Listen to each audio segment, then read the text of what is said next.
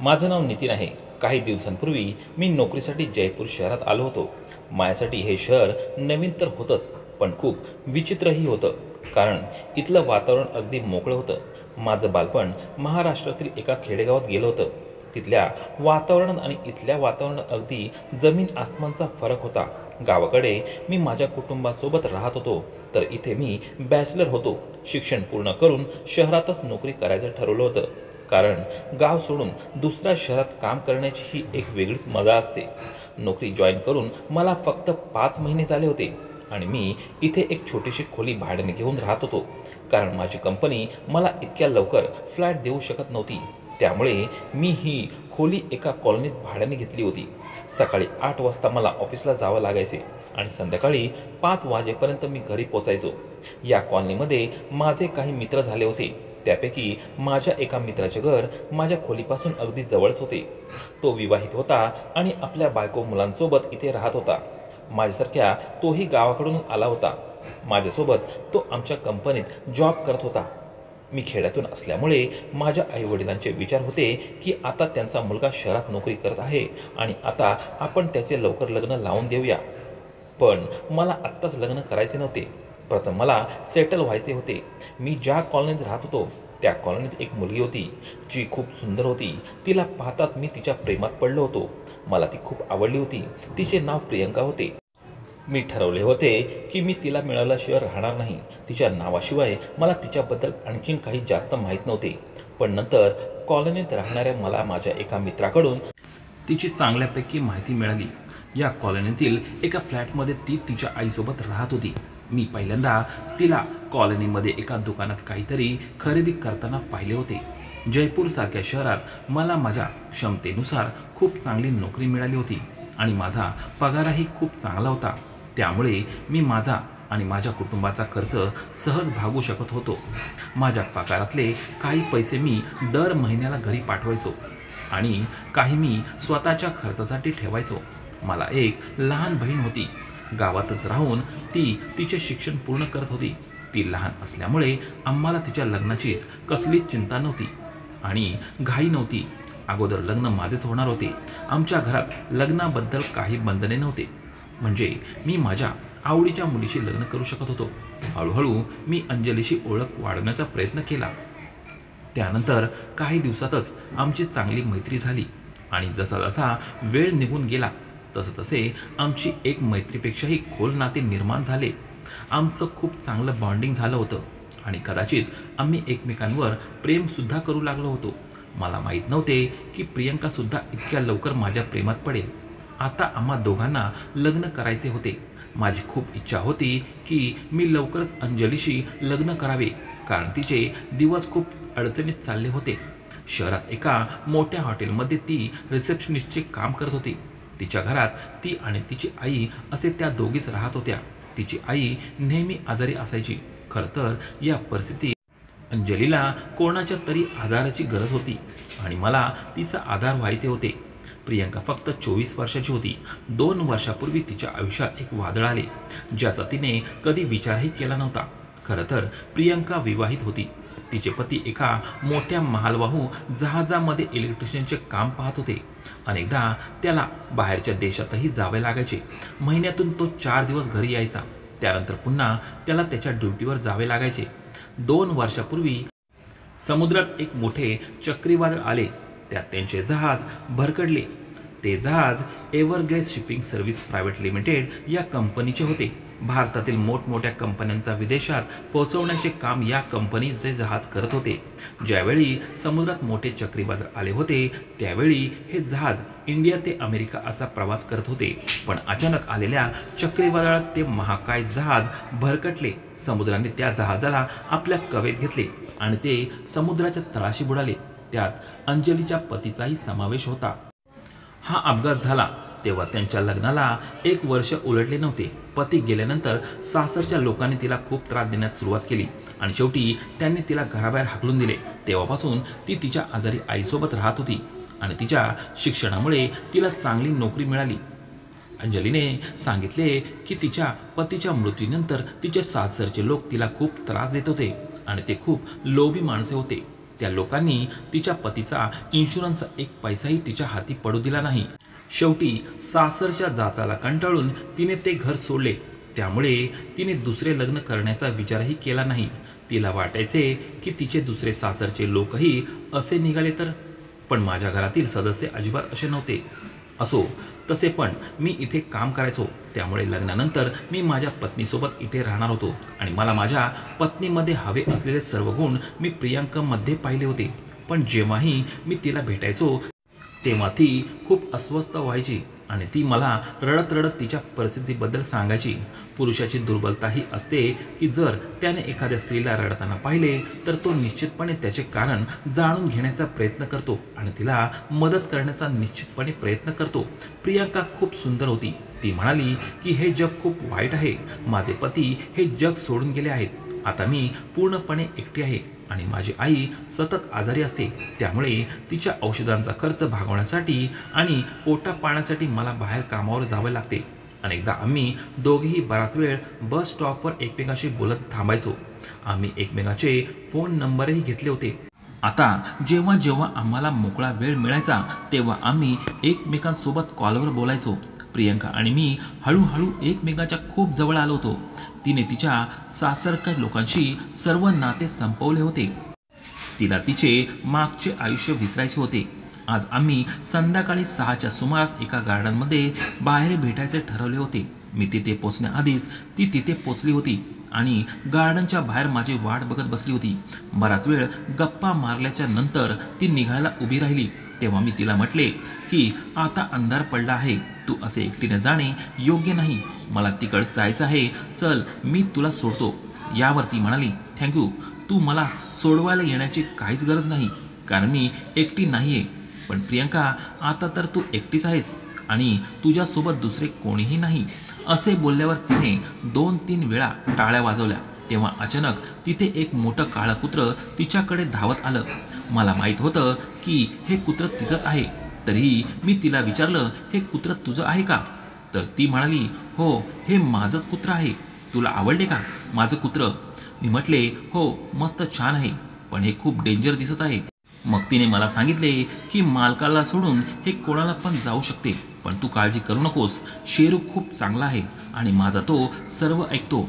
मी तिला विचारले, याचे नाव शेरू का? तर ती म्हणाली की हो, त्याचे नाव शेरू आहे. खरं तर याला माझ्या नवऱ्याने पाळले होते. त्यांनी शेरूला लंडनहून $400 विकत आणले होते. त्यांना शेरू खूप आवडायचा. त्यांनी नेहमी शेरूवर आपल्या मुलाप्रमाणे प्रेम केले होते. लग्नापूर्वी मला प्राण्यांची खूप भीती वाटायची, पण जेव्हा शेरू आमच्या आयुष्यात आला तेव्हा माझ्या पतीसह मी देखील त्याच्या प्रेमात पडले, कारण हा खूप चांगला आहे. आता हा माझ्या पतीची शेवटची निशाणी आहे हे समजूनच मी त्याचा सांभाळ करत आहे. म्हणूनच मी सासरच्या घरून त्याला इथे घेऊन आले. आता तो आई आणि माझ्यासोबतच राहतो. तो सदैव त्याच्या मालकाप्रमाणे माझी काळजी घेतो. कोणत्याही अनोळखी व्यक्तीला माझ्या जवळ येऊ देत नाही आणि जर कोणी मला इजा पोहोचवण्याचा प्रयत्न केला तर तो त्याच्यावर हल्ला करतो. एक प्रकारे तो माझा बॉडीगार्ड आहे. याला आणले तेव्हा त्याचे वय फक्त 3 महिने होते. जर 1 वर्षाच्या पिल्लाला घेतले असते तर ते आणखीनच महाग पडले असते. मी त्या कुत्र्याला हात लावण्याचा प्रयत्न केला तेव्हा प्रियांका म्हणाली की आता याला हात लावू नकोस, नाहीतर तो तुला चावेल, कारण याची अजून तुझ्यासोबत नीट मैत्री झाली नाही आणि आजकाल तो खूप उदास राहत आहे, कारण त्याचा मालक गेल्यापासून हा खूप शांत झाला आहे. त्याला बरे वाटावे म्हणून मी या गार्डनजवळ त्याला कधी कधी फिरायला घेऊन येते. मला अंजलीचे बोलणे खूप विचित्र वाटले. कदाचित ती खूप भावनिक मुलगी असावी. काही वेळाने ती तेथून निघून गेली, पण रात्रभर मी तिचाच विचार करत राहिलो. ती माझ्यावर खूप प्रेम करू लागली होती. आता मी ठरवले होते की लवकरच लग्न करायचं, कारण मला अंजलीचा आधार व्हायचे होते आणि तिची काळजी घ्यायची होती. तिच्या आयुष्याची कथा खूप विचित्र होती. त्या बिचारीला अनेक समस्यांचा सामना करावा लागत होता. आता मी तिला आणखीन दुःखात पाहू शकत नव्हतो. प्रियांकाबद्दल मी माझ्या आई वडिलांना सांगितले होते आणि त्यांना अंजलीचा फोटोही पाठवला होता. त्यांना प्रियांका खूप आवडली होती आणि त्यांनी मला प्रियांकासोबत लग्न करण्याची परवानगीसुद्धा दिली होती. माझ्या निवडीवर माझे कुटुंबीय आनंदित होते, पण त्यांच्यापासून मी एक गोष्ट लपवली होती, ते म्हणजे प्रियांका विवाहित आहे आणि ती आता विधवा आहे. मी त्यांना सांगितले नव्हते, कदाचित हे कळल्यावर माझ्या आईवडिलांनी मला अंजलीशी लग्न करू दिले नसते. अंजलीने मला तिच्या पहिल्या पतीबद्दल सांगितले. तिचे पहिल्या पतीवर खूप प्रेम होते आणि त्यांनी प्रेमविवाह केला होता. त्याचे नाव विवेक होते आणि तो समुद्रात मोठमोठ्या जहाजांवर इलेक्ट्रिशियनचे काम करायचा. प्रियंका सांगत होती की माझी निवड खूप चांगली होती. तो माझ्यावर खूप प्रेम करायचा आणि माझी काळजी घ्यायचा. प्रियंकासमोर मी हतबल झालो होतो. कदाचित तिच्या प्रेमात मी आंधळा झालो होतो. मी तिला सतत सर्व प्रकारे मदत करण्याचा प्रयत्न करायचो, जेणेकरून मी तिच्यावर चांगले इम्प्रेशन पाडू शकेन आणि तिने आपल्या मेलेल्या नवऱ्याला विसरून माझ्यासोबत तिच्या नवीन आयुष्याची सुरुवात करावी. अंजलीच्या आईनेही आमच्या लग्नाला होकार दिला होता. त्यांच्या लग्नाला काहीच हरकत नव्हती. उलट त्यांना आनंद या गोष्टीचा होता की त्यांच्या मुलीला एक पदवीधर आणि तिची काळजी घेणारा मुलगा मिळत होता. त्या म्हणत होत्या की त्यांनी कधी विचारही केला नव्हता की अंजलीचा पती गेल्यानंतर तिची काळजी घेणारा तिला इतका चांगला मुलगा मिळेल. अंजलीच्या आईने पुढच्या आठवड्यातील लग्नाची तारीख काढली होती. मी माझ्या आई वडिलांना आमच्या लग्नाबद्दल सांगितले आणि त्यांना इकडे बोलावले. पण मी गावी यावं आणि तिथेच लग्न करावं अशी त्यांची इच्छा होती. मी माझ्या आई वडिलांचा एकुलता एक मुलगा होतो, म्हणूनच त्यांना माझे लग्न मोठ्या थाटामाटात करायचे होते. जेव्हा मी याबद्दल प्रियंकाला सांगितले तेव्हा तिने स्पष्टपणे नकार दिला आणि ती म्हणाली, नितीन, मला लहानपणापासून शहरातली सवय आहे. आजपर्यंत खेडेगावात मी कधी गेलेले नाही आणि तिथले वातावरण कसे असेल ते मला माहीत नाही. प्लीज तू तुझ्या आईवडिलांना इकडेच बोलावून घे. मी तिला समजावून सांगितले की माझ्या आईवडिलांच्या आनंदासाठी गावातच सर्वांच्या उपस्थितीत आपले लग्न व्हावे अशी माझी इच्छा आहे, जेणेकरून त्यांची सुद्धा इच्छा पूर्ण होईल. लग्नाच्या 1 आठवड्यानंतर आपण पुन्हा शहरात येऊ. यावर प्रियंका म्हणाली, प्लीज नितीन, मी तिथे स्वतःला 1 आठवड्यासाठी ॲडजस्ट करून घेऊ शकत नाही. तिने गावात येण्यास नकार दिला होता आणि लग्न इथेच होणार असल्याचे सांगितले. या बाबतीत मी माझ्या आईवडिलांना सांगितले. ते सुद्धा माझे काहीच ऐकायला तयार नव्हते.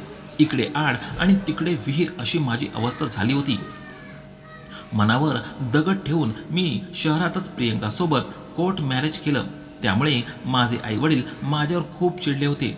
त्यांना माझा खूप राग आला होता आणि राग का येणार नाही, कारण मी त्यांचा एकुलता एक मुलगा असल्याने मी त्यांच्या सर्व इच्छा उद्ध्वस्त केल्या होत्या. माझ्या धाकट्या बहिणीला माझ्या लग्नात खूप इंटरेस्ट होता. ती बिचारी रडत होती. मी माझ्या कुटुंबासोबत हे चांगले केले नव्हते. आता मलाच खूप लाज वाटू लागली होती. त्यानंतर बरेच दिवस उलटून गेले, पण माझ्या घरातील मला कोणीच फोन केला नाही. आमच्या लग्नानंतर अंजलीची आई गावाकडे त्यांच्या मोठ्या भावाकडे राहायला गेली. अंजलीने तिचे सामानही माझ्या खोलीत शिफ्ट केले. लग्नानंतर तर आमचं आयुष्य खूप चांगलं चाललं होतं. प्रियंका म्हणाली, मी असा कधी विचारही केला नव्हता की मला पुन्हा माझ्या आयुष्यात जोडीदार मिळेल. कदाचित माझं नशीब खूप चांगलं आहे. आमचं आयुष्य असं चाललं होतं की जसे काय आम्ही एखाद्या फिल्मचे हिरो हिरोईनच आहोत. आम्हाला एकमेकांची खूप सवय झाली होती. तिने शेरूलाही तिच्यासोबत आणले होते आणि शेरूसुद्धा खूप छानपैकी माझ्या घरात राहू लागला होता. पण मी या सगळ्यांच्या विरोधात होतो, कारण मला घरात प्राणी ठेवायला अजिबात आवडत नव्हते आणि हे कुत्रं मला खूप डेंजर वाटत होतं. त्याच्यासाठी मी बाहेर जागा बनवली होती. शेरू माझ्यासोबत काहीसा कम्फर्टेबल तर झाला होता, पण तो जसा प्रियंकासोबत राहत होता तसा तो माझ्यासोबत राहत नव्हता. अंजलीने सांगितले की जसे तिचे पहिले पती गेले आहेत तेव्हापासून शेरू खूप दुःखी आहे आणि त्याला माझ्या पतीची खूप आठवण येते, कारण ते त्याचे मालक होते. मी म्हणालो की हो, प्राण्यांनाही फिलिंग असते आणि असे काही प्राणी आहेत ज्यांच्या आत अगदी माणसांसारखे फिलिंग असतात, जसे की कुत्रा मांजर यांच्यासारखे प्राणी जे माणसांशी पटकन जोडले जातात. प्रियंका आणि माझं लग्न होऊन 1च महिना झाला होता. एक दिवस अचानक अंजलीची तब्येत बिघडली. त्यावेळी मी माझ्या ऑफिसमध्ये होतो. मला आमच्या शेजाऱ्यांनी फोन करून सांगितले की तुमचे कुत्र खूप जोरजोरात भुंकत आहे. असे वाटते की त्याला खूप भूक लागली असावी किंवा त्याला काही झाले असावे. तुम्ही पटकन घरी या आणि तुमच्या घरात काय झाले आहे ते पहा. त्यानंतर मी अंजलीला फोन करण्याचा प्रयत्न केला, पण तिचा फोन स्विच ऑफ लागत होता. मी ऑफिसमधून लगेच सुट्टी घेऊन घाईघाईत घरी आलो आणि घरात शिरताच पाहिले तर माझी पत्नी जमिनीवर बेशुद्ध अवस्थेत पडली होती. त्यामुळे शेरू इतका भुंकत होता मी घाईघाईने अंजलीला एका ऑटोमधून घेऊन हॉस्पिटलमध्ये गेलो. त्यानंतर डॉक्टरांनी तिचे चेकअप केले आणि त्यांनी मला खूप चांगली बातमी दिली. त्यांनी सांगितले की तुमची पत्नी गरोदर आहे, पण तिच्या शरीरात रक्त खूपच कमी आहे, त्यामुळे तुम्हाला तिची काळजी घ्यावी लागेल. हे ऐकून मला थोडेसे वाईट वाटले, पण गुड न्यूज माझ्यासाठी खूप आनंदाची बातमी होती. मी फोन करून माझ्या आई वडिलांना हे सांगितले. तेव्हा ही बातमी ऐकून त्यांचा रागही थोडा कमी झाला. नाहीतर त्यांना असे वाटत होते की त्यांचा मुलगा त्याच्या आवडत्या मुलीशी लग्न करून तिकडचाच झाला आहे. आमच्या लग्नाला आता 2 महिने झाले होते आणि ही खुशखबरी आम्हाला लवकरच मिळाली होती. या गुड न्यूजमुळे आम्हाला दोघांनाही खूप आनंद झाला होता. जेव्हा मी अंजलीला हॉस्पिटलमधून घरी घेऊन आलो तेव्हा शेरू खूप भुंकत होता. प्रियंका शेरूकडे बघून म्हणू लागली की आता मी घरी आले आहे, सर्व काही ठीक आहे. मी तिला सांगितले की तू बेशुद्ध पडली होतीस तेव्हा हा असाच भुंकत होता, पण मला आपल्या शेजाऱ्यांनी फोन करून याबद्दल सांगितले म्हणून तर मी घरी आलो. नाहीतर मी एका महत्त्वाच्या मीटिंगसाठी बाहेर जाणार होतो आणि मीटिंगला गेलो असतो तर संध्याकाळीच घरी आलो असतो. तुझं हे कुत्र खूप चांगलं आहे आणि खरंच तुझी खूप काळजी घेतो. हे ऐकताच अंजलीने शेरूला आपल्या जवळ घेतले आणि त्याला मिठी मारली. मी अंजलीला विचारले, पण शेरू अजूनपर्यंत का भुंकत आहे? तर ती म्हणू लागली की मला त्याला सुद्धा काहीच समजत नाही. कदाचित त्याला भूक लागली असेल, तिने त्याला खायला दिले, मात्र त्यानंतरही तो तसाच भुंकत होता. आता अंजलीला त्याचा राग आला आणि ती म्हणाली की शेरू, माझी तब्येत खूप खराब आहे आणि तुला काय हवे आहे? कधी कधी मी पण खूप वैतागून जायचो कारण तो खूप भुंकायचा. एके दिवशी मी माझ्या पत्नीला माझ्याजवळ बसवले आणि तिला म्हटले, प्रियंका, मला तुझ्याशी खूप महत्त्वाचे बोलायचे आहे. ती माझ्याकडे लक्ष देऊन पाहू लागली. मी म्हणालो, बघ, आता आपल्या घरी एक लहान मुलंही येणार आहे आणि हा एक प्राणी आहे, याचा काही भरोसा नाही. हा कधी काय करेल ते सांगता येऊ शकत नाही. एकतर घरात लहान मुलं असणार आणि हा पण असणार, त्यामुळे मी खूप टेन्शनमध्ये राहील. मी जेवढा वेळ घराच्या बाहेर राहील तेवढा वेळ माझ्या डोक्याला टेन्शन राहील.